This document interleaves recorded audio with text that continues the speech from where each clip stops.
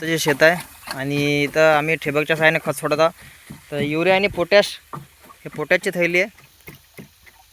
Potash आम्ही टाकला अर्धी पोतळी या टाकीमध्ये आणि अर्धी पोतळी युरिया टाकला. आणि आता एक टाकीमध्ये टाकून तसं लवकरच याचं टाकल्यावर विघटन होऊन जातं, कारण युरिया पण बारीक होतं आणि पोटॅश पण बारीक होतं. दाणेदार जर राहिलं तर मग खूप वेळ लागतो याला, परंतु हे एकदम असं पावडर स्वरूपात हा बारीक साखऱ्यासारखा युरिया असल्यामुळे आणि पोटॅश पण एकदम बारीक असल्यामुळे पावडरसारखं हे जास्त काही थोडंफार फिरवावं लागतं याच्यामध्ये एकजीव व्हायसाठी.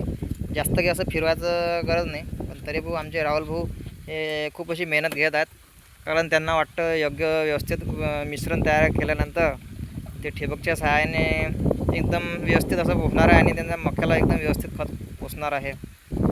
कोणत्याच प्रकारचं कमी जास्त खत होणार नाही, म्हणजे मक्याला एकदम लवकर कणस जे आहे ते कणस लागून जातील. म्हणजे 1 महिना अगोदर लागत आहे तर 15 दिवस अगोदर कणस लागून जातील. हे बघा हे पूर्ण. आणि हे वेंचुरी यावं लागलेली आमची इथं. वेंचुरी असायने आम्ही खत सोडणार आहोत. राहुल असं पूर्ण फिरवणं आतमध्ये गोल गोल.